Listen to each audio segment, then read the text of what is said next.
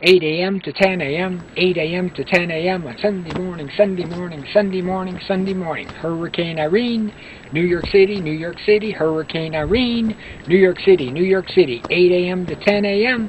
Storm surge, tides, peak, peak. 8 a.m. to 10 a.m. Storm surge, tides, peak, peak, peak. 2 p.m. 8 a.m. to 10 a.m. Storm surge, peak, peak, peak, peak. 12 inches, 12 inches, 12 inches rain. 12 inches, 12 inches, 12 inches rain. During Sunday, 12 inches rain. Foot of rain on New York City for Sunday. Hurricane Irene, a foot of rain. Wind, 75-mile winds, wind, 75-mile wind, 75-mile-an-hour wind for New York City. Power out, New York City. Power out. Sunday, 8 a.m. to 10 a.m. Peak. Wind, rain. Storm surge, peak. 8 a.m. to 10 a.m. Storm surge, peak.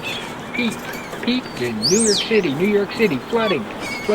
Power out. Hurricane Irene, stay indoors. Don't drive. Stay indoors. Don't drive. Hurricane Irene, peaks on Sunday, 8 to 10 a.m. Hurricane Irene, foot of rain during Sunday. Foot of rain during Sunday. Hurricane Irene, flooding and power out of New York City. Hurricane Irene, 8 a.m. to 10 a.m. Power out New York City.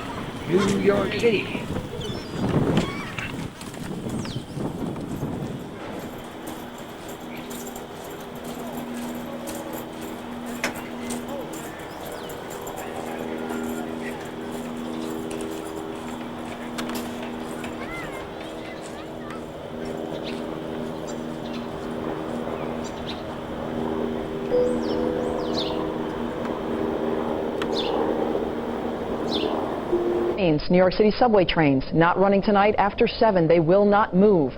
Also, MTA buses not moving after 9 and Metro North. The schedule ceases after 7 p.m. Let's go to Jeff Smith for the very latest on the weather. Good afternoon, Jeff. Just reading some research from Dr. Jeff Masters. He's out of the University of Michigan, and he thinks, based on his opinion, that the New York City subway has about a 50% chance of the storm surge overtopping these levees and flooding the subway. So it's probably a good idea to be closing the subways down at 7 o'clock tonight.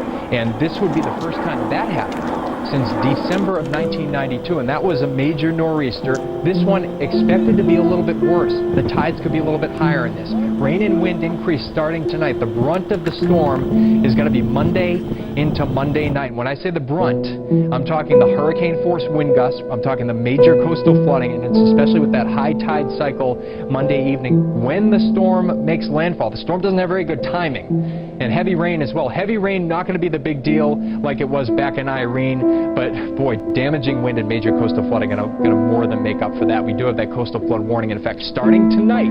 Starting with tonight's high tides, we're going to be getting minor to moderate flooding, and already the surge values are a little bit higher than average. Tides are running a couple feet above normal, even into south coastal parts of Connecticut. So western Long Island already experiencing a storm surge well in advance of the storm. You can only imagine how it's going to get when the actual core of the storm bends into the coast. High wind warning in effect, of course, tomorrow, right through Tuesday at 6 p.m.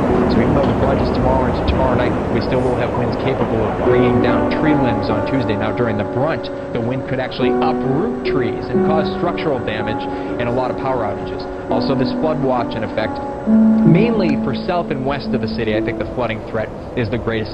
Southern western parts of New Jersey, where you could see upwards of 8 or more inches of rain. Radar satellite already showing some of the rain bands moving in from the south and southeast. And you can even see on here, we're getting this onshore flow. It's piling water in already, and that's why the storm surge is going to get so bad. And Amy Freeze is going to talk about that in just a second. The main part of the storm, the core of the storm, is just southeast, or actually well southeast of Cape Hatteras